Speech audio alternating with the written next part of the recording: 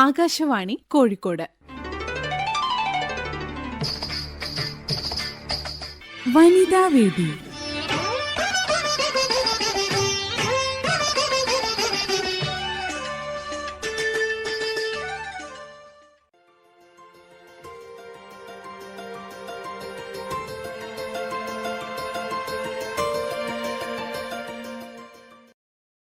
എല്ലാ ശ്രോതാക്കൾക്കും വനിതാവേദിയിലേക്ക് സ്വാഗതം. ഇന്ന് സൈക്കോളജിസ്റ്റ് മുബഷീറ റഹ്മാനുമായി തേജസ്വിനി നായർ നടത്തുന്ന അഭിമുഖ സംഭാഷണത്തിന്റെ അവസാന ഭാഗം കേൾക്കാം.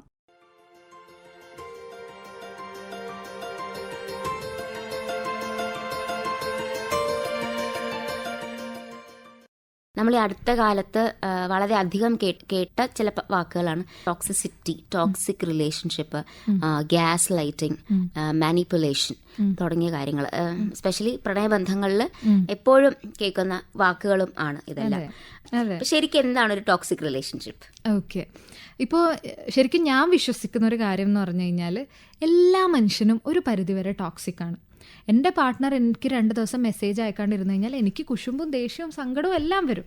അപ്പം എല്ലാ മനുഷ്യൻ്റെ ഉള്ളിലും നമ്മൾ വളർന്നു വന്ന സാഹചര്യവും നമ്മളുടെ ഫാമിലിയിൽ കണ്ട ഡിസ്ഫങ്ഷണലായിട്ടുള്ള സംഭവങ്ങളൊക്കെ കണ്ടിട്ട് എല്ലാവരുടെ ഉള്ളിലും ആ ഒരു ടോക്സിസിറ്റി ഉണ്ട്. പക്ഷെ നമ്മളെ ബെറ്റർ ഹ്യൂമൻ ബീങ്സ് ആക്കുന്നത് എങ്ങനെയാണെന്ന് വെച്ച് കഴിഞ്ഞാൽ ആ ഒരു ലെവൽ ഓഫ് ടോക്സിസിറ്റിയെ നമ്മൾ എത്ര ബെറ്ററായിട്ട് ഹാൻഡിൽ ചെയ്യുന്നുണ്ട്. ഈ കാര്യമാണ് നമ്മളെ ബെറ്റർ റിലേഷൻഷിപ്പും ബെറ്റർ ഹ്യൂമൻ ബീങ്ങും ആക്കുന്നത്.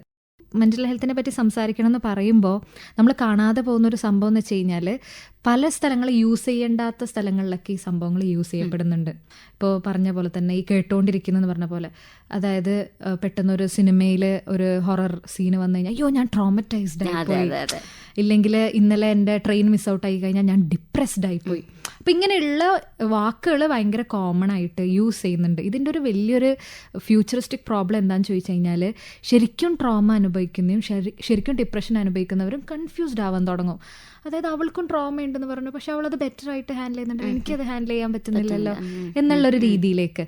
അപ്പോൾ ഇത് ഇങ്ങനെ ഒരു നെഗറ്റീവ് ആസ്പെക്റ്റ് കൂടി ഇതിനുണ്ട്. ഇതിനെപ്പറ്റി കൂടുതലായിട്ട് അനാവശ്യമായിട്ട് ആ ടെർമിനോളജികൾ യൂസ് ചെയ്യുന്ന സമയത്ത്.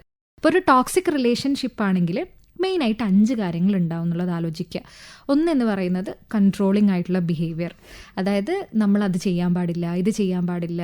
അതായത് ഈ ഒരു റിലേഷൻഷിപ്പിലേക്ക് വരുന്നതിന് മുമ്പ് ഞാൻ എന്തൊക്കെ കാര്യങ്ങൾ ചെയ്യുന്നുണ്ടോ അതിലേക്കൊക്കെ പെട്ടെന്നൊരു റെസ്ട്രിക്ഷൻ വരാം. ഫ്രണ്ട്സിൻ്റെ അടുത്ത് സംസാരിക്കാൻ പാടില്ല, ഫോൺ എപ്പോഴും അപ്ഡേറ്റ് ചെയ്തുകൊണ്ടിരിക്കണം. ഇങ്ങനെയുള്ള കൺട്രോളിങ് ബിഹേവിയേഴ്സ് ഉണ്ടാവാൻ സാധ്യതയുള്ള ഒരു റിലേഷൻഷിപ്പ് ആണെങ്കിൽ. പിന്നെ ഡിസ്റെസ്പെക്റ്റ് ആയിട്ട് നമ്മൾ സംസാരിക്കുക. അതായത് എനിക്കൊരു ഐഡൻറ്റിറ്റിയും എനിക്കൊരു വാല്യൂ ഒക്കെ ഉണ്ടാവും, അതിനെ ഡിസ്റെസ്പെക്ട്ഫുള്ളി സംസാരിക്കുക, മോശമായിട്ട് സംസാരിക്കുക എന്നുള്ളത്, നമ്മൾ ഡീവാല്യൂ ചെയ്യുക എന്നുള്ളത്. അതായത് നീ കുഞ്ഞാണ്, നീ മെച്യൂർഡ് അല്ല, ഞാൻ പറയുന്ന പോലെ കേട്ടാൽ മതി, എൻ്റെ ഡിസിഷൻസ് മാത്രം എടുത്താൽ മതി എന്ന് പറഞ്ഞിട്ട് നമുക്കൊരു ഡീവാല്യൂയിങ് ഒരു അപ്രോച്ച് നമുക്ക് തരുന്നത്. പിന്നെ ഇമോഷണലി ഫിസിക്കലി നമ്മളെ അബ്യൂസ് ചെയ്യുന്നത്, ആൾക്കാരുടെ മുമ്പിൽ നിന്ന് കളിയാക്കുക, പിന്നെ നമ്മൾ ചില സമയത്ത് ഫിസിക്കലി ആണെങ്കിലും അടിക്കുക, അങ്ങനെയുള്ള കാര്യങ്ങൾ. ചില ആൾക്കാരിൽ ഇമോഷണൽ അബ്യൂസ് മാത്രമായിരിക്കും ഉണ്ടാവുക. അതിലാണ് ഈ ഗ്യാസ് ലൈറ്റിങ്ങും മാനിപ്പുലേഷനും കാര്യങ്ങളൊക്കെ വരുന്നത്. അപ്പോൾ ഇങ്ങനെയുള്ള സംഭവങ്ങളൊക്കെ ഉണ്ടെങ്കിലാണ് നമ്മൾ അതിനൊരു ടോക്സിക് റിലേഷൻഷിപ്പ് എന്ന് പറയുന്നത്. അല്ലാതെ ഇടയ്ക്കിടയ്ക്ക് വഴക്കുകൾ ഉണ്ടാവുന്നതോ നിങ്ങളുടെ ഇടയിൽ പിണക്കങ്ങൾ ഉണ്ടാവുന്നതൊന്നും ഒരിക്കലും ഒരു ടോക്സിക് റിലേഷൻഷിപ്പ് അല്ല. കാരണം ഒരു റിലേഷൻഷിപ്പ് ആണെങ്കിൽ അവിടെ ഒബ്വിയസ്ലി അവിടെ വഴക്കുകളും പിണക്കങ്ങളും പ്രശ്നങ്ങളൊക്കെ ഉണ്ടാവും. വി ഹാവ് ടു അതെന്താ പറയുക, അത് അണ്ടർസ്റ്റാൻഡ് ചെയ്യേണ്ട ഒരു സിറ്റുവേഷനാണ്. നമ്മൾ ടോക്സിക് ആണെന്നുണ്ടെങ്കിൽ ആ വഴക്കുകളുടെ ഫ്രീക്വൻസി, നിങ്ങൾ എപ്പോഴും ആ റിലേഷൻഷിപ്പിൽ പെയിനിലാണോ എങ്കിൽ അതൊരു ടോക്സിക് റിലേഷൻഷിപ്പ് ആവും എന്നാണ് പറയാനുള്ളത്. ഗ്യാസ് ലൈറ്റിങ്ങിനെ കുറിച്ചും സൂചിപ്പിച്ചുകൊണ്ട് എന്താണ് ഈ ഗ്യാസ് ലൈറ്റിംഗ്? ഇപ്പോൾ ഒരുപാട് പേർക്ക് ആ ടേം അറിയാമായിരിക്കും, പക്ഷെ ശരിക്കും ചിലപ്പോൾ ഇവരുടെ ജീവിതത്തിൽ സംഭവിച്ചു കൊണ്ടിരിക്കുന്ന കാര്യമാവാം, പക്ഷെ ആൾക്കാർക്ക് അറിയില്ല എന്താണ് ഗ്യാസ് ലൈറ്റിംഗ് എന്നും കൂടെ. അതെ, ഗ്യാസ് ലൈറ്റിംഗ് എന്ന് പറയുന്നത് നമ്മളുടെ ഒരു പ്രശ്നം എന്താണെന്ന് വെച്ച് കഴിഞ്ഞാൽ ഇതിനൊന്നും നമുക്ക് വൊക്കാബുലറി ഇല്ല മെൻ്റൽ ഹെൽത്തിന് മലയാളത്തിൽ.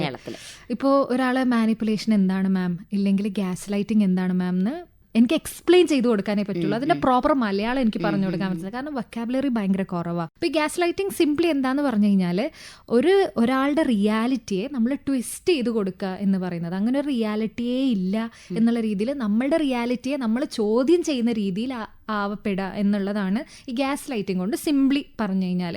അതായത് ഇതൊരു സിനിമയിൽ നിന്ന് വന്ന ഒരു ടാഗാണ്, അറിയാമല്ലോ. ഒരു പ്രേതം സിനിമയിൽ ഇല്ല, ഭർത്താവ് ഇങ്ങനെ പറയാണ് ആളുടെ അടുത്ത്, ഇങ്ങനെ ഒരു പ്രേതം ഇല്ല ഈ വീട്ടിൽ എന്നുള്ളത്. അപ്പോൾ ആൾ ശരിക്കും കാണുന്നുണ്ട് പ്രേതത്തിന്റെ എല്ലാ സംഭവങ്ങളും ഇങ്ങനെയൊക്കെ. അപ്പൊ അതാണ് ആ സിനിമയിൽ നിന്നാണ് ഈ ടെർമിനോളജി ആക്ച്വലി വന്നത്.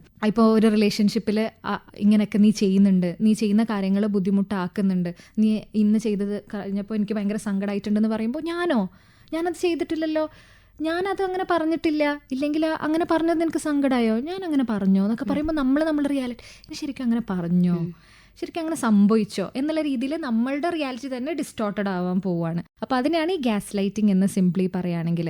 നിങ്ങൾ റിലേഷൻഷിപ്പിൽ ഗ്യാസ് ലൈറ്റ് ചെയ്യപ്പെടുന്നുണ്ടെങ്കിൽ മനസ്സിലാക്കുക ഈ സംതിങ് ഈസ് ഗോയിങ് റോങ് എന്നുള്ളത്. കാരണം എപ്പോഴും ഞാൻ എൻ്റെ റിയാലിറ്റി ഒന്നും എനിക്ക് തന്നെ വിശ്വാസമില്ലാത്ത രീതിയിൽ കുറേ പ്രാവശ്യം എനിക്ക് മുമ്പോട്ട് പോയി കഴിഞ്ഞാൽ എനിക്ക് എൻ്റെ ഐഡൻറ്റിറ്റിയും എനിക്ക് എൻ്റെ പേഴ്സണാലിറ്റിയൊക്കെ ഡിഫ്യൂസ് ആയി പോകുന്ന പോലെ എനിക്ക് ഫീൽ ചെയ്യും. അപ്പോൾ അതൊരു വളരെ എന്താ പറയുക സട്ടിലായിട്ടുള്ള ഒരു ഇമോഷണൽ അബ്യൂസാണ് ഈ ഗ്യാസ് ലൈറ്റിംഗ് എന്ന് പറയുന്നത്. വാലിഡേഷൻ്റെ കാര്യം പറഞ്ഞില്ലേ, ഇപ്പം അതുപോലെ അക്നോളജ് ചെയ്യുക, നമ്മളൊരു നല്ല കാര്യം ചെയ്താൽ, അല്ലെങ്കിൽ നന്നായി ഒരുങ്ങി വന്നാൽ അഭിനന്ദിക്കുക, അല്ലെങ്കിൽ നല്ലൊരു ആഹാരം പ്രിപ്പയർ ചെയ്താൽ അതിനെക്കുറിച്ച് നല്ലത് പറയുക. ഇപ്പോൾ ഒരു ഫാമിലിയുടെ സെറ്റപ്പിനകത്താണെങ്കിൽ ഇത് എവറിഡേ നടക്കുന്ന കാര്യങ്ങളാണല്ലോ, എല്ലാ ദിവസവും ചെയ്യുന്ന ആക്ടിവിറ്റി അല്ലേ. ഇതിനിപ്പോൾ എന്താ കൂടുതൽ പറയാനിരിക്കുക എന്നുള്ള ഒരു മനോഭാവം പുരുഷന്മാരുടെ ഭാഗത്തു നിന്ന് ഉണ്ടാവാറുണ്ട്. സ്ത്രീകളും അതങ്ങ് അക്സെപ്റ്റ് ചെയ്യുന്നു, ഞാൻ ചെയ്യേണ്ട ജോലിയാണ്, ഞാൻ ചെയ്യുന്നു. ഇപ്പോൾ ഈ ഇൻഡിഫറൻ്റ് ആയിട്ടുള്ള പാർട്ട്നേഴ്സ് ഉണ്ടാവുന്നത് മാനസികാരോഗ്യത്തെ ബാധിക്കില്ലേ? അതായത് ഈ റിലേഷൻഷിപ്പ് ആൾക്കാരുടെ വിചാരം എന്ന് വെച്ച് കഴിഞ്ഞാൽ റിലേഷൻഷിപ്പ് തുടക്കത്തിലായി കഴിഞ്ഞ് ഒരു ഹണിമൂൺ ഫേസ് ഉണ്ടാവും, ഒരു 6 to 1 year ഒക്കെ ആയിരിക്കും, ചിലപ്പോൾ 6 months to 1 year ഒക്കെ ആയിരിക്കും. ഈ സമയത്താണ് ഇംപ്രസ് ചെയ്യിപ്പിക്കാൻ വേണ്ടിയിട്ട് കാര്യങ്ങൾ ചെയ്യേണ്ടത് എന്നുള്ളൊരു തെറ്റായൊരു ധാരണയുണ്ട്. ഒരു ഹെൽത്തി റിലേഷൻഷിപ്പ് എന്ന് പറയുന്നത് ഡേയ്സ് 1 to എത്ര ഡേയ്സ് വരെ ഉണ്ട്, എവ്രി ഡേ നമുക്ക് എഫേർട്ട് ഇടണം. Every day, each and every day നമ്മൾ അങ്ങോട്ടും ഇങ്ങോട്ടും. ഇപ്പം എല്ലാവരും പറയാറുണ്ട് ലവ് എന്ന് പറയുന്നത് ഒരു അൺകണ്ടീഷണൽ സാധനമാണെന്ന്. അഡൾട്ട് റിലേഷൻഷിപ്സ് ആർ കണ്ടീഷൻസ് ഉണ്ട്. നീ ഇങ്ങനെ ചെയ്ത് കഴിഞ്ഞാൽ എനിക്ക് നിന്നോട് ഇഷ്ടം കൂടും, ഇല്ലെങ്കിൽ നീ ഇങ്ങനെ ചെയ്ത് കഴിഞ്ഞാൽ എനിക്ക് സങ്കടമാവും. അപ്പോൾ എപ്പോഴും നമ്മൾ ഇങ്ങനെയാണ് പറഞ്ഞിട്ടുള്ളത്, അമ്മൻ്റെ സ്നേഹം, ഭർത്താവിൻ്റെ സ്നേഹം, അല്ലെങ്കിൽ ഭാര്യയുടെ സ്നേഹം എന്നൊക്കെ പറയുന്നത് അൺകണ്ടീഷണൽ ലവാണ്. അല്ല, കണ്ടീഷണലാണ്, കണ്ടീഷൻസ് ഉണ്ട്. അപ്പോൾ നമ്മൾ ടേക്കൺ ഫോർ ഗ്രാൻഡഡ് ആക്കുക ചെയ്യുന്നത്. കല്യാണം കഴിഞ്ഞു, കമ്മിറ്റഡായി, അവർ ഉണ്ടല്ലോ, അവിടെ ഉണ്ടല്ലോ എന്നുള്ളൊരു തോന്നലാണ് നമുക്ക് ഉണ്ടാവുന്നത്. അവർ നമുക്ക് ബുദ്ധിമുട്ട് ചെയ്തു തരുന്ന കാര്യങ്ങൾ. അതിപ്പോൾ ഹസ്ബൻഡിൻ്റെ കേസ് മാത്രമല്ല, വൈഫും എത്രയോ ആൾക്കാർ അക്നോളജ് ചെയ്യാത്ത. ഇപ്പോൾ പാർട്ട്ണർ ചിലപ്പോൾ കഷ്ടപ്പെട്ടിട്ട് ആ മന്ത്ലി ടാർഗറ്റ് അച്ചീവ് ചെയ്തിട്ടായിരിക്കും ചിലപ്പോൾ പ്രൊവൈഡ് ചെയ്യാൻ നിൽക്കുന്നത്, അത് അക്നോളജ് ചെയ്യാതിരിക്കുക. അപ്പോൾ അവർക്ക് രണ്ടുപേരും എന്താ പറയുക, അറിയുന്ന സ്ട്രേഞ്ചേഴ്സ് ആയിട്ട് മാറും. അതായത് പരസ്പരം അറിയുന്ന 2 സ്ട്രേഞ്ചേഴ്സ്. ഇപ്പോൾ വീട്ടിൽ തന്നെ 2 റൂമിൽ കിടക്കുന്ന സ്ട്രേഞ്ചേഴ്സ് ഒക്കെ ആയിട്ടാണ് യൂഷ്വലി നമ്മളുടെ ഇന്ത്യൻ മാരേജസ് ഒക്കെ മാറുന്നത്. അത് പരസ്പരം ടേക്കൺ ഫോർ ഗ്രാൻഡഡ് ആയിട്ട് എടുക്കുന്നതിൻ്റെ ഒരു വലിയ പ്രശ്നമാണ്. അപ്പോൾ ഈ നമ്മൾ നേരത്തെ മെൻ്റൽ ബേൺ ഔട്ടിനെ പറ്റി സംസാരിച്ചില്ലേ, റിലേഷൻഷിപ്പ് ബേൺ ഔട്ട് ആവുമ്പോഴാണ് ഈ പലപ്പോഴും ഇൻഡിഫറൻസസ് വരുന്നത്. അതായത് റിലേഷൻഷിപ്പിന് ഒന്നുമില്ല, ഇങ്ങനെ പോകുന്നിടം വരെ പോട്ടെ എന്നുള്ളൊരു കാരണമായിട്ട്. അപ്പോൾ ചിലപ്പോൾ റിലേഷൻഷിപ്പിൻ്റെ തുടക്കത്തിലൊക്കെ അവരുടെ ഇടയിൽ പ്രശ്നങ്ങളൊക്കെ ഉണ്ടായിട്ടുണ്ടാവും. അത് സോർട്ട് ഔട്ട് ചെയ്യാൻ നോക്കിയിട്ട് ചിലപ്പോൾ സോർട്ട് ഔട്ട് ആയിട്ടുണ്ടാവില്ല. അപ്പോൾ അതിങ്ങനെ കുമിഞ്ഞുകൂടി അതിൽ ഡ്വെൽ ചെയ്ത് പിന്നെ നമ്മൾ ഗിവ് അപ്പ് ചെയ്യും, എന്ത് ഞാൻ ചെയ്ത് കഴിഞ്ഞാൽ ഇത് നേരാവാൻ പോകുന്നില്ല എന്നുള്ള രീതിയിൽ. അപ്പോൾ ഇതൊക്കെയാണ് റിലേഷൻഷിപ്പിനെ ബേൺ ഔട്ട് ആവാൻ വേണ്ടിയിട്ട് കാരണങ്ങൾ ഉണ്ടാക്കുന്ന കുറേ സംഭവങ്ങൾ. അപ്പോൾ അവിടെ ഒരു പ്രോപ്പറായിട്ടുള്ള കമ്മ്യൂണിക്കേഷൻ നടക്കുന്നില്ല. നമ്മൾ കമ്മ്യൂണിക്കേറ്റ് ചെയ്യുന്നുണ്ടെങ്കിൽ എങ്ങനെയാണ് കമ്മ്യൂണിക്കേറ്റ് ചെയ്യുക? ഒന്നെങ്കിൽ അഗ്രസീവായിട്ട് നമ്മൾ കമ്മ്യൂണിക്കേറ്റ് ചെയ്യും, ഇല്ലെങ്കിൽ ബ്ലെയിം ചെയ്യും, നീ അങ്ങനെ ചെയ്തുകൊണ്ടാണ് ഞാൻ ഇങ്ങനെ ചെയ്തതെന്നുള്ളത്. അപ്പോൾ എങ്ങനെയാണ് ഒരു റിലേഷൻഷിപ്പിൽ പ്രോപ്പറായിട്ട് കമ്മ്യൂണിക്കേറ്റ് ചെയ്യേണ്ടത്? അഗ്രസീവ് ആവാതെ അസേർട്ടീവ് ആവേണ്ടത് എങ്ങനെയാണ്? അസേർട്ടീവ്നെസ് എന്ന് പറഞ്ഞിട്ടുള്ളൊരു സ്കില്ല്, അത് റിലേഷൻഷിപ്പിൽ വേണ്ട ഒരു സംഭവമാണ്. ഞാൻ വിചാരിക്കാറുണ്ട്, എല്ലാ റിലേഷൻഷിപ്പിലേക്ക് പോകുന്നതിന് മുന്നേ ഒരു പരീക്ഷയൊക്കെ വെക്കുകയാണെങ്കിൽ നമുക്ക് വെക്കേണ്ടത് കുറച്ച് കമ്മ്യൂണിക്കേഷൻ, അസേർട്ടീവ്നെസ് ഒക്കെയാണ് പരീക്ഷ വെക്കേണ്ടതെന്ന് ഞാൻ എപ്പോഴും വിചാരിക്കാറുണ്ട്. അപ്പോൾ ഇതൊക്കെ ഇങ്ങനെയുള്ള കുറച്ച് സ്കില്ലുകളുണ്ട്. ഇത് നമ്മൾ പഠിക്കണം. നമ്മൾ ഡ്രൈവിങ് പഠിക്കുന്ന പോലെ, സ്വിമ്മിങ് ഒക്കെ പഠിക്കുന്ന പോലെ റിലേഷൻഷിപ്പിൽ ഇങ്ങനെ പഠിച്ചേ പറ്റുള്ളൂ. പിന്നെ ഇങ്ങനെ റിലേഷൻഷിപ്പിൽ ഇങ്ങനെ പ്രശ്നങ്ങളൊക്കെ ഉണ്ടാകുമ്പോൾ അവൻ നന്നായിക്കോളും, കുറച്ച് സ്നേഹം കൊടുത്തു കഴിഞ്ഞാൽ അവൾ നന്നായിക്കോളും എന്നൊക്കെ പറഞ്ഞിരുന്നതൊക്കെ ഭയങ്കര അൺറിയലിസ്റ്റിക് ആണ്. ഒരാൾ സ്നേഹം കൊടുത്തിട്ട് നന്നായ ഒരു ചരിത്രം ഇല്ല.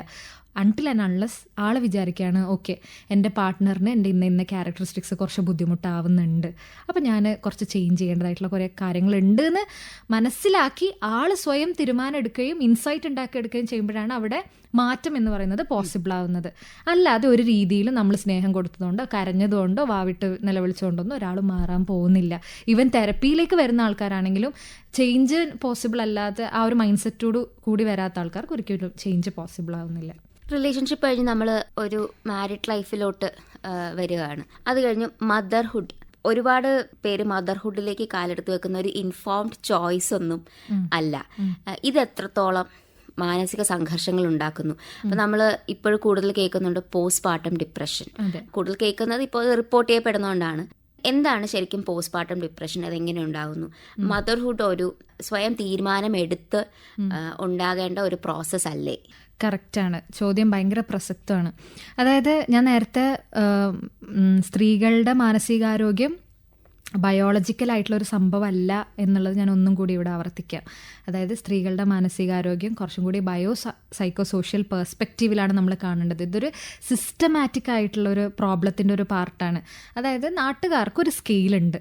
സ്ത്രീകൾ ഇത്ര പ്രായത്തിൽ കല്യാണം കഴിക്കണം, ഇത്ര പ്രായത്തിൽ സെറ്റിൽഡ് ആവണം, ഇത്ര പ്രായമാകുമ്പോഴത്തേക്കും കുട്ടി ഉണ്ടാവണം എന്നുള്ളതൊക്കെ ആ ഒരു സോഷ്യൽ സ്ട്രക്ചറോട് എന്താ പറയുക ഫിറ്റ് ഇൻ ചെയ്യാൻ പറ്റാത്ത ആൾക്കാർക്കൊക്കെ ഔട്ട് ഗ്രൂപ്പായിട്ടാണ് കാണുന്നത്. അപ്പോൾ നമ്മളുടെ എവല്യൂഷണറി പെർസ്പെക്റ്റീവിൽ നോക്കുമ്പോൾ തന്നെ എല്ലാ ഹ്യൂമൻ ടെൻഡൻസീസ് എന്ന് പറയുന്നത് ഇൻ ഗ്രൂപ്പ് ആവപ്പെടുക. അതായത് ഞാൻ ബിലോങ് ചെയ്യുക ആ ഗ്രൂപ്പിൽ, ആ സൊസൈറ്റിയിൽ ഞാൻ പാർട്ടാവണമെങ്കിൽ ആ സൊസൈറ്റീൻ്റെ ഒരു സ്ട്രക്ചർ ഞാൻ സബ് കോൺഷ്യസ്ലി ഞാൻ ഫോളോ ചെയ്യേണ്ടതായിട്ടുണ്ട് എന്നുള്ളൊരു തോന്നലുണ്ട്. ഇപ്പോൾ കല്യാണം പോലും ആൾക്കാരുടെ ഇൻഫോംഡ് കൺസെൻറ്റിലൂടെ ഒന്നല്ല ആരും കല്യാണത്തിലേക്കൊന്നും വരുന്നത്. കുറേ നോക്കും, കുറേ ഒന്നും ഓക്കെ ആവില്ല, പിന്നെ അങ്ങ് പാരൻസിൻ്റെ ഒക്കെ നിർബന്ധത്തിൽ അങ്ങനെ കല്യാണമൊക്കെ കഴിക്കും. പിന്നെ കുട്ടിയാകുമ്പോഴും അങ്ങനെ തന്നെയാണ്. റീസെൻ്റ്ലി ഞാനിങ്ങനെ ഒരു ആർട്ടിക്കിളിൽ വായിച്ചതാ. അതായത് ആൾക്കാർ ആദ്യം തീരുമാനമെടുക്കും ഇപ്പോൾ ഒന്നും കുട്ടി വേണ്ട എന്നുള്ളത്. പിന്നീട് അങ്ങോട്ട് റിലേഷൻഷിപ്പിൽ പല പ്രശ്നങ്ങൾ ഉണ്ടാകുമ്പോഴും റിലേഷൻഷിപ്പിൽ അൺഎക്സ്പെക്റ്റഡ് ആയിട്ടുള്ള ടേൺ ഓവറൊക്കെ ഉണ്ടാകുന്ന സമയത്തൊക്കെ അവർക്ക് വേറെ ലൈഫിൽ മീനിങ് ആൻഡ് പേർപ്പസ് കണ്ടെത്താൻ പറ്റാത്തപ്പോൾ അവർ വിചാരിക്കും ഓക്കെ ഒരു കുട്ടി ആയിക്കഴിഞ്ഞാൽ എനിക്ക് എൻ്റെ ആ മീനിങ്ങും പേർപ്പസും കംപ്ലീറ്റ് ആവുമായിരിക്കും. അതായത് കുട്ടി വന്നു കഴിഞ്ഞാൽ ലൈഫ് എന്തോ കംപ്ലീറ്റ് ആവും എന്നുള്ളൊരു എന്തോ ഒരു അലിഖിത നിയമം പോലെ നമ്മളിവിടെ എക്സിസ്റ്റ് ചെയ്യുന്നുണ്ട്. അപ്പോൾ അതിൻ്റെ ഒരു പാർട്ടായിട്ടാണ് പലപ്പോഴും ആൾക്കാർ കുട്ടി ഉണ്ടാവുക എന്നുള്ളൊരു തീരുമാനത്തിലേക്ക് എത്തുന്നത്. നമ്മൾ മനസ്സിലാക്കേണ്ട ഒരു കാര്യം എന്ന് പറയുന്നത് മദർഹുഡ് എന്ന് പറയുന്നത് എല്ലാവർക്കുള്ള സംഭവമല്ല, എല്ലാ സ്ത്രീകൾക്കുള്ള സംഭവമല്ല എന്നുള്ളൊരു സംഭവം. ഈവൻ ദോ നാച്ചുറലി നമ്മളുടെ ബോഡി അതിനൊക്കെ പ്രിപ്പയർ ആവുന്നുണ്ടെങ്കിലും സൈക്കോളജിക്കലി എല്ലാവർക്കും അത് പറ്റണം എന്നില്ല. കാരണം അതിൻ്റെ കുറേ അൺപ്ലാൻഡ് ആയിട്ടുള്ളതിൻ്റെയും അൺപ്രിപ്പയർഡ് ആയതിൻ്റെയൊക്കെ പ്രശ്നങ്ങളാണ് ജനറേഷനായിട്ട് നമ്മളെല്ലാവരും അനുഭവിച്ചുകൊണ്ടിരിക്കുന്നത്. ജനറേഷണൽ ട്രോമ പോലെ നമ്മളുടെ ഇടയിലൊക്കെ പാസ് ഓൺ ചെയ്യേണ്ടത്. ഇപ്പോൾ അവയർനെസ് ഇല്ലാത്തത് കൊണ്ടാണ്. ഇപ്പോൾ ഇപ്പോഴത്തെ കാലഘട്ടത്തിൽ കുറേ ആൾക്കാർ പറയുന്നൊരു പ്രശ്നം എന്താണെന്ന് വെച്ച് കഴിഞ്ഞാൽ എനിക്ക് അമ്മയാവണ്ട, ഇല്ലെങ്കിൽ എനിക്ക് കല്യാണം കഴിക്കണ്ട എന്നുള്ളത്. അതിന് അറിവില്ലായ്മ കൊണ്ടും അവയർനെസ് ഇല്ലാത്തത് കൊണ്ടും ആങ്സൈറ്റി കൊണ്ടുമാണ് അങ്ങനെ ഒരു തോട്ട് വരുന്നുണ്ടെങ്കിൽ അത് നമ്മൾ ടാക്കിൾ ചെയ്യണം. അല്ലാതെ എല്ലാത്തിനെ പറ്റിയിട്ട് അവയർനെസ് ഉണ്ട്, എല്ലാ കാര്യങ്ങളെയും പറ്റിയിട്ട് എഡ്യൂക്കേറ്റഡ് ആണ്, ബട്ട് സ്റ്റിൽ ആളുടെ ഒരു ചോയ്സ് ആണെങ്കിൽ അത് ആളുടെ ഓട്ടോണമിയുടെ പാർട്ടാണ്. അയാളുടെ ബോഡീനെ എന്ത് ചെയ്യണം, പ്രസവിക്കണോ അമ്മയാവണോ ബ്രസ്റ്റ് ഫീഡ് ചെയ്യണം എന്നൊക്കെയുള്ളത് ഒരാളുടെ ചോയ്സാണ്. അപ്പോൾ ഈ അൺപ്ലാൻഡ് ആയിട്ടുള്ള പ്രഗ്നൻസിയാണ് നമ്മളുടെ ഇന്ത്യയിൽ ഏറ്റവും കൂടുതൽ എന്നാണ് റിപ്പോർട്ട് ചെയ്യപ്പെടുന്നത്. ഇപ്പോൾ അൺപ്ലാൻഡ് ആയിട്ട് വരുന്ന സമയത്ത് അറിയാലോ ഒരു ട്രാൻസിഷനാണ്. അതായത് ഇൻഡിപെൻഡൻ്റ് ആയിട്ടുള്ള ഒരാളുടെ അടുത്തു നിന്ന് ഒരു കുട്ടിയും കൂടി വരുന്നു, അയാളെയും കൂടി ബെയർ ചെയ്യേണ്ടി വരുന്നു. അപ്പോൾ ഉണ്ടാവുന്ന കുറേ ചേഞ്ചസുകൾ കാര്യങ്ങളൊക്കെ ഉണ്ട്, ഹോർമോണൽ ഫ്ലക്ച്വേഷൻസും കാര്യങ്ങളൊക്കെ ഉണ്ട്. അപ്പോൾ ഈ അൺപ്ലാൻഡ് ആയിട്ട് വരുന്ന സമയത്ത് ഇതിനൊന്നും നമ്മൾ ക്യാപ്പബിൾ അല്ല, ഇതൊന്നും പെട്ടെന്ന് വരുന്ന ഒരു അൺഎക്സ്പെക്റ്റഡ് ചേഞ്ചസ് ആണ്. അപ്പോൾ അതൊന്നും ചില ആൾക്കാർക്ക് ഹാൻഡിൽ ചെയ്യാൻ പറ്റാറില്ല. ആൻഡ് അതിനുള്ളൊരു സപ്പോർട്ട് സിസ്റ്റവും നമ്മളുടെ നാട്ടിലുണ്ടാവില്ല. കുറേയും കൂടി പണ്ടൊക്കെ എന്ന് വെച്ച് കഴിഞ്ഞാൽ ഒരു ഒന്നിച്ചാണ് ഫാമിലിയൊക്കെ ഉണ്ടാവുന്നത്. അപ്പോൾ ഗ്രാൻഡ് പാരൻസ് ഉണ്ടാവും, ബ്രദേഴ്സ് സിസ്റ്റേഴ്സ് ഒക്കെ ഉണ്ടാവും. അപ്പോൾ പല കാര്യങ്ങളും നമ്മൾ ഇൻവോൾവ് ആവും. ഇപ്പോൾ കുറച്ചും കൂടി ന്യൂക്ലിയർ ആകുമ്പോൾ സപ്പോർട്ട് സിസ്റ്റം കുറേയും കൂടി നമുക്ക് കുറവാണ്, ലോൺലിനെസ് ഭയങ്കര കൂടുതലാണ്. അപ്പോൾ അതൊക്കെ കാരണം ഇപ്പോൾ മോഡേൺ വുമന് കുറച്ചും കൂടി പ്രശ്നങ്ങൾ ഭയങ്കര കൂടുതലാണ്. ഇപ്പോൾ പോസ്റ്റ്പാർട്ടം എന്ന് പറയുന്നത് പെട്ടെന്നൊരു സുപ്രഭാതത്തിൽ ഉണ്ടാകുന്ന ഒരു സാധനമല്ല പോസ്റ്റ്പാർട്ടം ഡിപ്രഷൻ. അതായത് ഇന്ന് കുട്ടീനെ പ്രസവിച്ചു നാളെ മുതൽ പോസ്റ്റ്പാർട്ടം ഡിപ്രഷൻ ഇല്ല. ആ 10 മാസം ആൾ ഗോത്രൂ ചെയ്തുകൊണ്ടിരിക്കുന്നതിൻ്റെ ഒരു കുറച്ചും കൂടി ഒരു എക്സ്ട്രീം വേർഷനാണ് ആക്ച്വലി പോസ്റ്റ്പാർട്ടം ഡിപ്രഷൻ എന്ന് പറയുന്നത്. പോസ്റ്റ്പാർട്ടം ഡിപ്രഷനിലേക്ക് എത്തുന്നതിന് മുമ്പ് പോസ്റ്റ്പാർട്ടം ബ്ലൂസ് എന്ന് പറഞ്ഞിട്ടുള്ള ഒരു സ്റ്റേജ് ഉണ്ട്. അവിടെയാണ് ആൾക്ക് കൺഫ്യൂഷനും ക്രൈയിങ്ങും ഇറിറ്റേഷനൊക്കെ വരുന്നത്. അത് പ്രോപ്പറായിട്ട് ട്രീറ്റ് ചെയ്യുകയും സപ്പോർട്ട് ചെയ്യുകയും ചെയ്തിട്ടില്ലെങ്കിലാണ് അത് പോസ്റ്റ്പാർട്ടം ഡിപ്രഷനിലോട്ടേക്ക് ആവുന്നത്. അവിടെ പ്രോപ്പറായിട്ട് നമ്മൾ സപ്പോർട്ട് ചെയ്യണം. പോസ്റ്റ്പാർട്ടം ഡിപ്രഷനിലുള്ള സയൻസ് എന്തൊക്കെയാണെന്ന് വെച്ച് കഴിഞ്ഞാൽ ആൾക്ക് ഭയങ്കരമായിട്ട് മീനിങ്ലെസ് ആയിട്ട് തോന്നും ലൈഫ്, ഭയങ്കര പിന്നെ ഫുഡ് കഴിക്കാൻ തോന്നാതിരിക്കുക, ഡിപ്രഷൻ്റെ സിംറ്റംസ് കാര്യങ്ങൾ കാണിക്കുക, ഐസൊലേറ്റ് ആയിട്ടിരിക്കുക, കുട്ടീനോട് താല്പര്യം കാണിക്കാതിരിക്കുക, കുട്ടീനെ ബ്രസ്റ്റ് ഫീഡ് ചെയ്യുമ്പോൾ കരയുക, അങ്ങനെയുള്ള സംഭവങ്ങളൊക്കെയാണ് പോസ്റ്റ്പാർട്ടം ഡിപ്രഷനിൽ വരുന്നത്. അതിൻ്റെയും എക്സ്ട്രീം വേർഷനാണ് പോസ്റ്റ്പാർട്ടം സൈക്കോസിസ് എന്ന് പറയുന്നത്. അവിടെയാണ് നമ്മൾ റീസെൻ്റ് ആയിട്ട് ന്യൂസൊക്കെ കേൾക്കുന്ന പോലെ കുട്ടീനെ എറിഞ്ഞ് കൊല്ലേണ്ട വരുന്നത്, ബക്കറ്റിൽ മുക്കിക്കൊല്ലുന്ന എന്ന് വെച്ച് കഴിഞ്ഞാൽ അവർക്ക് പെട്ടെന്ന് അവർക്ക് കിട്ടിക്കൊണ്ടിരിക്കുന്ന എല്ലാ അറ്റൻഷനും കുട്ടീൻ്റെ മേലിലേക്കാവുക. വരുന്ന എല്ലാ ആൾക്കാരും ചോക്ലേറ്റ്സും സ്വീറ്റ്സ് ഒക്കെ കൊണ്ടുവന്നിട്ട് കുട്ടീനെ പറ്റിയിട്ടാണ്. കുട്ടി ഓക്കെ അല്ലേ, കുട്ടി പാല് കുടിക്കുന്നുണ്ട്, അമ്മയെ പറ്റിയിട്ടോ ഇല്ലെങ്കിൽ നമുക്ക് ഭയങ്കര കേൾക്കുമ്പോൾ ചിലപ്പോൾ ചെറുതാണെന്ന് തോന്നുമായിരിക്കും. ഞാൻ എപ്പോഴും പറയുന്ന ഒരു കാര്യമാണ്, കളിപ്പാട്ടം പോയൊരു കുട്ടീൻ്റെയും രാജ്യം പോയ രാജാവിൻ്റെയും സങ്കടം ഒന്ന് തന്നെയാണ്. അപ്പോൾ ഇതൊക്കെ സങ്കടപ്പെടേണ്ട ഒരു സംഭവമാണോ, നിന്നെ മൈൻഡ് ആക്കിയിട്ടില്ല എന്നൊക്കെ പറഞ്ഞിട്ട് അവർക്കത് സങ്കടമാണ്. And we have to validate that. അപ്പോൾ പ്രോപ്പറായിട്ട് ഹസ്ബൻഡിന്, നമ്മളെ നാട്ടിലത്തെ ഒരു സ്ട്രക്ചറൊക്കെ എന്താണെന്ന് വെച്ച് കഴിഞ്ഞാൽ പ്രസവം കഴിഞ്ഞിട്ട് 40 days ഹസ്ബൻഡിനെ കയറ്റൂല വൈഫിൻ്റെ ഒരു സ്ഥലത്തേക്ക്. വൈഫിൻ്റെ വീട്ടിലായിരിക്കും ഉണ്ടാവുക. അപ്പോൾ ആ ടൈമൊക്കെ പ്രോപ്പറായിട്ട് ഒരു സപ്പോർട്ടും കെയറൊക്കെ വേണ്ട ടൈമിങ്ങിനെ മാറ്റി നിർത്തുന്നതൊക്കെ ആളെ കുറേയും കൂടി മെൻ്റലി ബുദ്ധിമുട്ടാക്കുന്നുണ്ട്. പിന്നെ ഇതൊക്കെ എല്ലാ അമ്മമാരും ഗോ ത്രൂ ചെയ്യുന്നതാണ് എന്നൊക്കെ പറഞ്ഞിട്ട് അതിനെ ഭയങ്കര നോർമലൈസ് ചെയ്യുമ്പോൾ അവർക്ക് ഭയങ്കര സെൽഫ് ഡൗട്ട് അടിക്കും, ആക്ച്വലി എൻ്റെ മാത്രം പ്രശ്നമാണോ ഇതൊക്കെ എന്നുള്ളത്. അപ്പോൾ പ്രോപ്പറായിട്ട് കെയർ വേണ്ട ഒരു സമയമാണ് അത്. പ്രോപ്പറായിട്ട് ഹെൽപ്പ് സീക്കുകയും, ഇപ്പോൾ പോസ്റ്റ്പാർട്ടം ഡിപ്രഷൻ ഭയങ്കര കൂടുതലാണ്. നേരത്തെ പറഞ്ഞ പോലെ തന്നെ ഒന്നെങ്കിൽ വർക്കിംഗ് ആയിട്ടുള്ള വുമനൊക്കെ ആയിരിക്കും. അപ്പോൾ അവർക്ക് പെട്ടെന്നൊരു കരിയർ ബാക്ക് ഡ്രോപ്പൊക്കെ വരുന്ന സമയത്ത് അതിൻ്റേതായിട്ടുള്ള പ്രശ്നങ്ങളൊക്കെ ഉണ്ട്. അപ്പോൾ പ്രോപ്പറായിട്ട് ഹെൽപ്പ് സീക്ക് ചെയ്യുക, സപ്പോർട്ട് സിസ്റ്റം ഉണ്ടാക്കി കൊടുക്കുക. പിന്നെ ഒരു കസിനോ ഇല്ലെങ്കിൽ വീട്ടുകാരോ ഇല്ലെങ്കിൽ പാർട്ട്ണറോ പ്രോപ്പറായിട്ട് സപ്പോർട്ട് ചെയ്യുക. പ്രൊഫഷണൽ ഹെൽപ്പ് വേണമെങ്കിൽ ഹെൽപ്പ് എടുക്കുക. ഒരു ഡിപ്രഷനിലേക്ക് എത്തിയാൽ മാത്രമല്ല എടുക്കുക. ഇപ്പോൾ അവർ പ്രഗ്നൻസിക്ക് പ്ലാൻ ചെയ്യുന്നുണ്ടെങ്കിൽ, ഇല്ലെങ്കിൽ കുട്ടി ഉണ്ടായിക്കഴിഞ്ഞ് എങ്ങനെയാണ് ഒരു പാരൻറ്റിങ് പ്ലാൻ ചെയ്യേണ്ടത്, ഇങ്ങനെയൊക്കെയുള്ള കാര്യത്തിനൊക്കെ എടുക്കാം. ജനറേഷണൽ ട്രോമ എന്നുള്ള ഒരു കാര്യം മെൻഷൻ ചെയ്തു. ഇപ്പം ഈ കുട്ടി പ്രസവിച്ചു, ഓക്കെ, കുട്ടി ഹെൽത്തി ആയിട്ട് വളർന്നു വരുന്നു. അപ്പം ഈ കുട്ടിയെ വളർത്തുന്ന ഒരു പ്രോസസ്സിൽ, എസ്പെഷ്യലി പെൺകുട്ടികളുടെ കാര്യത്തിൽ അമ്മമാർ പറഞ്ഞു കൊടുക്കുന്ന കുറേ കാര്യങ്ങളുണ്ട്. നീ പെൺകുട്ടിയാണോ, നീ വളർന്നു വരുമ്പോൾ നീ കല്യാണം കഴിഞ്ഞ് മറ്റൊരു വീട്ടിൽ പോകാനുള്ളതാണ്, അപ്പം നീ ഇന്ന കാര്യങ്ങൾ പഠിച്ചിരിക്കണം. ചിലരുടെ കാര്യങ്ങൾ ഒരുപാട് അംബിഷ്യസ് ആകരുത്, ഇത്ര പ്രായം കഴിഞ്ഞാൽ നിങ്ങൾക്ക് നല്ലൊരു വിവാഹ ജീവിതം കിട്ടില്ല, പിന്നെ വിവാഹ ജീവിതം വൈകുന്നതിനൊപ്പം നിങ്ങൾക്ക് നിങ്ങളുടെ ബയോളജിക്കൽ ക്ലോക്ക് ഇസ് ടിക്കിങ്, അപ്പോൾ അത് കുട്ടി ഉണ്ടാകാനുള്ള ഇതും കുറയും. അപ്പം ഇങ്ങനത്തെ ഒരു സ്ട്രിങ് ഓഫ് കാര്യങ്ങൾ ഇങ്ങനെ ഇവർക്ക് കൊടുത്തോണ്ടിരിക്കും. ഈ കൊടുക്കുന്ന ആ ജനറേഷണൽ ട്രോമയെ കുറിച്ചുകൂടി ഒന്ന് സംസാരിക്കാം. ഇപ്പോൾ ജനറേഷണൽ ട്രോമ എന്ന് പറയുന്ന ഒരു സംഭവം, പാരൻസ് അവരെ തന്നെ വിശ്വസിക്കുന്നില്ല, അവരുടെ ഡിസിഷൻസിനെ കാര്യങ്ങളൊന്നും. പിന്നെ എങ്ങനെയാണ് അവരുടെ കുട്ടികളെ അവരുടെ ഡിസിഷനിൽ വിശ്വസിക്കുക എന്നുള്ളത്? ആരെങ്കിലും ഉള്ള വാലിഡേഷനൊക്കെ വേണം അവർക്ക് കുട്ടികളുടെ ഡിസിഷൻസിനൊക്കെ വിശ്വസിക്കാൻ വേണ്ടിയിട്ട്. അപ്പോൾ കുട്ടികളെ നമ്മൾ ക്യാപ്പബിൾ അല്ലാത്ത ഹ്യൂമൻ ബീങ്സ് ആയിട്ടാണ് കാണുന്നത്. അവർക്കൊന്നും മനസ്സിലാവില്ല. ശരിക്കും പറഞ്ഞാൽ കുട്ടികളെ നമ്മൾ ടാബുല റാസ എന്നുള്ളൊരു ടേം കേട്ടിട്ടുണ്ടോ? അതായത് ബ്ലാങ്ക് സ്ലേറ്റ് ആണ്. അതായത് എന്താണ് അവർ കാണുന്നതും കേൾക്കുന്നതും അതൊക്കെയാണ് അവർ ഒപ്പിയെടുക്കുന്നത്. അപ്പോൾ കുട്ടികളൊന്നും മനസ്സിലാവില്ല എന്ന് നമ്മൾ വിചാരിക്കുന്നുണ്ടെങ്കിൽ അവരെല്ലാ കാര്യങ്ങളും അവർ മോഡൽ ചെയ്യുന്നുണ്ട്, മിറർ ചെയ്യുന്നുണ്ട്. എൻ്റെ അമ്മ എങ്ങനെയാണ് ഒരു കോൺഫ്ലിക്റ്റ് വരുമ്പോൾ അതിനെ ഹാൻഡിൽ ചെയ്യുന്നത്, എൻ്റെ അച്ഛൻ എങ്ങനെയാണ് ദേഷ്യം വരുന്ന സമയത്ത് അമ്മൻ്റെ അടുത്ത് പ്രതികരിക്കുന്നത്, ഇതെല്ലാ കാര്യങ്ങളും കുട്ടി ഒപ്പിയെടുക്കുന്നുണ്ട്. നമ്മൾ കുട്ടിക്ക് സ്നേഹം പറഞ്ഞു കൊടുത്തിട്ട് കാര്യമില്ല. സ്നേഹം എന്ന് പറയുന്നത് കാണിച്ചു കൊടുക്കേണ്ട സംഭവമാണ്. അപ്പോൾ ഇതൊക്കെ കണ്ട് മിറർ ചെയ്തിട്ടാണ് കുട്ടികൾ വളരുന്നത്. അതിൻ്റെ ഒപ്പം ഇങ്ങനെയുള്ള റൂൾസ് ആൻഡ് ഗൈഡ് ലൈൻസ് കാര്യങ്ങളൊക്കെ ഉണ്ട്. അപ്പോൾ ഒന്നെങ്കിൽ ഈ കുട്ടി ഒരു ഭയങ്കര ചൈൽഡ്ഹുഡ് മിസ് ഔട്ട് ചെയ്ത ഒരു പാരൻറ്റിഫൈഡ് കുട്ടിയായിട്ടായിരിക്കും വളരുക. അതായത് കുട്ടി ഇങ്ങനെ കരയുമ്പോൾ നമ്മൾ കുട്ടീനോട് പറയും, നീ ഇങ്ങനെ മുങ്ങിക്കൊണ്ടിരിക്കരുത്, ഇല്ലെങ്കിൽ കരയാൻ പാടില്ല, പിന്നെ സ്ട്രോങ് ആവണം, ഇല്ലെങ്കിൽ അങ്ങനെ എന്തെങ്കിലും. പിന്നെ അതിൻ്റെ ഇടയിൽ വേറൊരു കുട്ടി വന്നു കഴിഞ്ഞാൽ ഈ മൂത്ത കുട്ടി ചിലപ്പോൾ അൺനോട്ടീസ്ഡ് ചൈൽഡായിട്ട് വളരുന്നുണ്ടാവും. അപ്പോൾ ഈ പാരൻറ്റിഫൈഡ് ആയിട്ട് കുട്ടിയായിരിക്കണം. അതായത് അവർക്ക് ചൈൽഡ്ഹുഡേ ഇല്ല. അതായത് കുട്ടികൾ കാണിക്കേണ്ട വാശി, ദേഷ്യം ഇതൊന്നും ഇല്ലാതെ എല്ലാ ഇമോഷൻസൊക്കെ ഹാൻഡിൽ ചെയ്യുന്ന ബോൾഡ്, സ്മാർട്ട് ആൻഡ് സ്ട്രോങ് ആയിട്ടുള്ളത്.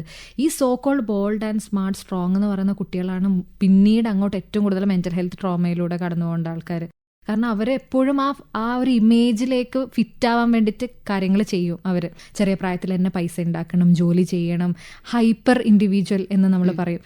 അതായത് ഹെൽപ്പ് മനുഷ്യൻ എന്ന് പറയുമ്പോൾ അങ്ങോട്ടും ഇങ്ങോട്ടും ഡിപ്പെൻഡൻസി ഒക്കെ ചെയ്യേണ്ട ആളാണ്. കാരണം നമ്മളൊരു അങ്ങനെയുള്ളൊരു സോഷ്യൽ സ്ട്രക്ചർ വളർന്നു. പക്ഷെ അതിൻ്റെ അപ്പുറത്തേക്ക് ഞാൻ തന്നെ സ്വന്തമായിട്ടെല്ലാം ഹാൻഡിൽ ചെയ്യും, ഞാൻ വൾണറബിലിറ്റി പുറത്ത് കാണിക്കില്ല, ആരെടുത്തും പൈസ ഒന്നും ചോദിക്കില്ല, ഞാൻ സ്വന്തമായിട്ടെല്ലാം ഡീൽ ചെയ്യും, പ്രശ്നങ്ങൾ വന്നാൽ സ്വന്തമായിട്ട്, അങ്ങനെയുള്ളൊരു ഹൈപ്പർ, നമ്മൾ ഒരു എന്താ പറയുക, ഇൻഡിപെൻഡൻസിന് പകരം ഭയങ്കര ഹൈപ്പർ ഇൻഡിപെൻഡൻസ് ആയിട്ട് മാറുക എന്നുള്ള, അങ്ങനെ പല രീതിയിലുള്ള പ്രശ്നങ്ങളുണ്ടാവും. ഇവരിതൊക്കെ റിയലൈസ് ചെയ്യുന്ന ഒരു പോയിന്റ് ഉണ്ടാവും, എൻ്റെ പാരൻസ് ഇങ്ങനെയൊക്കെ ചെയ്തിരുന്നെങ്കിൽ ഞാൻ ഇങ്ങനെ ആവുമായിരുന്നു എന്നുള്ളത്.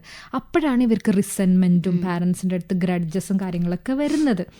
അപ്പോൾ പലപ്പോഴും ഈ ട്രോമ ബേസ് ചെയ്തിട്ടുള്ള ക്ലയൻസൊക്കെ സെഷൻസിനൊക്കെ വരുന്ന സമയത്ത് അവരുടെ ഉള്ളിലൊക്കെ ഈ ഭയങ്കരമായിട്ടുള്ളൊരു ഗ്രഡ്ജ് ഉണ്ടാവും പാരൻസ് ആയിട്ടുള്ളത്. അപ്പോൾ ഈ ഗ്രഡ്ജ് ഉള്ളിടത്തോളം കാലം അവർക്ക് ഒരിക്കലും ഹീലിംഗ് എന്ന് പറയുന്ന ഒരു സാധനം പോസിബിൾ ആവുന്നില്ല.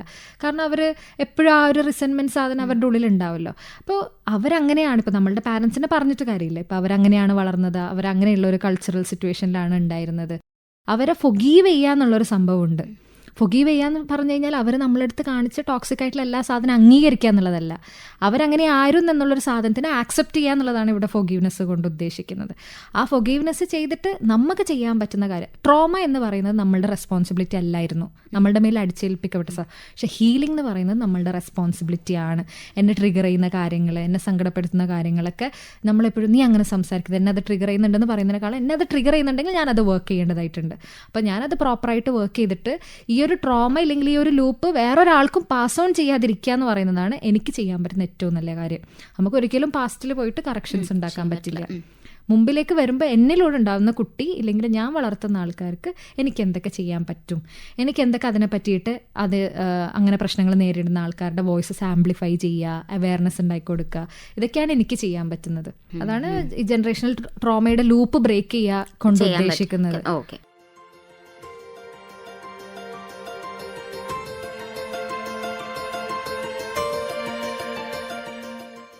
സൈക്കോളജിസ്റ്റ് മുബഷീറ റഹ്മാനുമായി തേജസ്വിനി നായർ നടത്തിയ അഭിമുഖ സംഭാഷണമാണ് ഇതുവരെ കേട്ടത്. വനിതാവേദി സമാപിക്കുന്നു.